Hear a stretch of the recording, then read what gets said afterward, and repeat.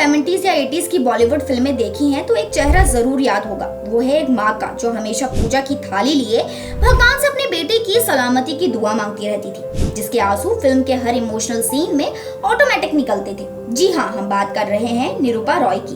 पर दोस्तों, जो चेहरे पर सच्चाई और संस्कारों की मूरत दिखती थी, उनकी असल जिंदगी में इतना झमेला था, इतना ड्रामा था कि तुम सोचोगे क्या वाकई में ये वही माँ है। दोस्तों, निरूपा रॉय का असली नाम था कोकिला किशोर चंद्र बुलसारा।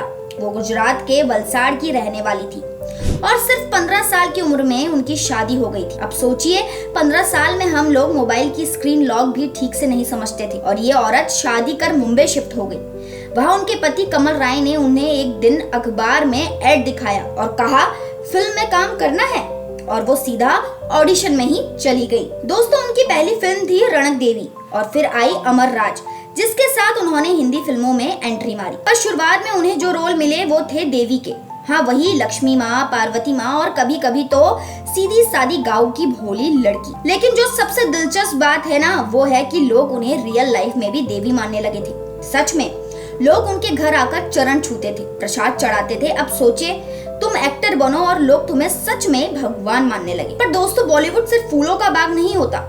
इंडस्ट्री जो प्यार देती है, वही इंडस्ट्री अक्सर कलाकारों को मोहरा भी बना देती है। निरूपा रॉय को भी धीरे धीरे टाइपकास्ट किया जाने लगा। देवी से माँ तक का सफर बहुत सिंपल नहीं था। दीवार फिल्म ने तो जैसे उनके करियर को ही मोड़ दिया था।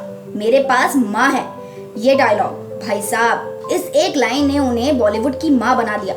फिर क्या था, फिल्मों में माँ ही बनी, बीमार माँ, गरीब माँ, बेसहारा माँ या फिर कभी कभी सिर्फ रोने वाली माँ। बात अगर संघर्ष की करें तो निरूपा रॉय की जिंदगी की असली ट्विस्ट तो पर्दे के पीछे है। फिल्मों में जितना उन्होंने कष्ट झेले, असल जिंदगी में उससे कहीं ज्यादा कठिन रही। उनका पारिवारिक जीवन इतना आसान नहीं था। 2001 में उनकी बहू ऊना रॉय ने उन पर दहेज उत्पीड़न का केस कर दिया। अब सोचिए, पूरी जिंदगी जिसने पर्दे पर अत्याचार सहा, वो असल में आरोपी बन गई। ये खबरें ऐसी फैली कि मीडिया तक उन्हें शक की नजर से देखने लगी। बाद में ये मामला तो ठंडा पड़ गया, कोई ठोस सबूत नहीं मिला, लेकिन जो बदनामी हुई वो रह गई। फिर हुआ एक और ड्रामा, प्रॉपर्टी वाला।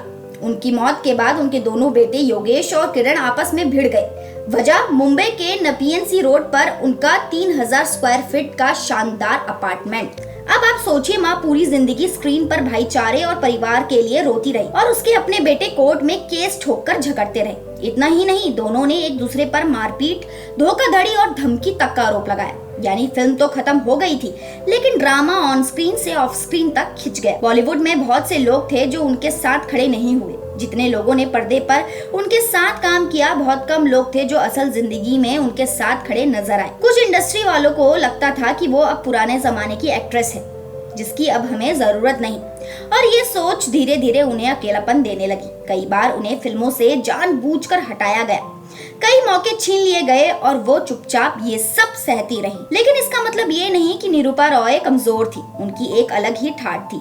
उन्हें 3 बार फिल्म फेयर अवार्ड मिला, मुनीम जी, छाया और शोर के लिए। उन्होंने 275 से ज्यादा फिल्मों में काम किया और ये सोचकर हैरानी होती है कि उन्होंने जितनी माएं पर्दे पर निभाई, असल में हर माँ को अपनी झलक उनमें दिखती थी। उनका वो सौम्य चेहरा, वो टूटी फूटी आवाज में डायलॉग्स, वो नजरों का दर्द, सब कुछ रियल लगता था। अब जब हम निरूपा रॉय की कहानी देखते हैं तो लगता है कि माँ सिर्फ फिल्म का कैरेक्टर नहीं थी, वो एक आइकन थी, पर एक ऐसा आइकन जिसे आखिरी समय में उसके अपने ही भूल गए। जिस तरह से बेटों में झगड़ा हुआ और जिस तरह से उनकी पहचान को सिर्फ रोती बिलखती माँ तक सीमित कर दिया गया, वो कहीं न कहीं सिस्टम की कमी को भी दिखाता है। बॉलीवुड ने उन्हें उतना नहीं दिया जितना उन्होंने इंडस्ट्री को दिया। हाँ, अवार्ड्स मिले, किरदार मिले, लेकिन इज्जत और सपोर्ट वो नहीं मिला जो मिलना चाहिए था।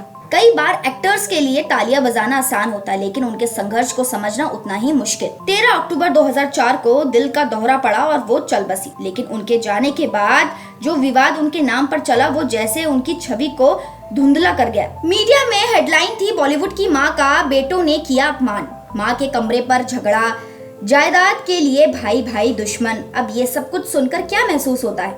एक और वो स्क्रीन पर तुम्हें रुलाती हैं और दूसरी ओर उसकी अपनी जिंदगी में आंसू ही आंसू हैं।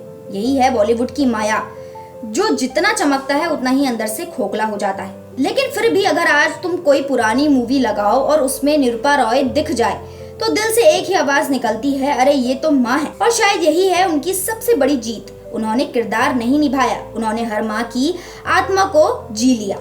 आज भी देश उन्हें बेहतरीन अदाकारा के रूप में जानता है दोस्तों। तो दोस्तों आज के लिए इतना ही। उम्मीद करती हूँ आपको ये वीडियो पसंद आया होगा। अगर आपको ये वीडियो पसंद आया तो इसे लाइक कीजिए और हमारे चैनल को सब्सक्राइब करना ना भूलें।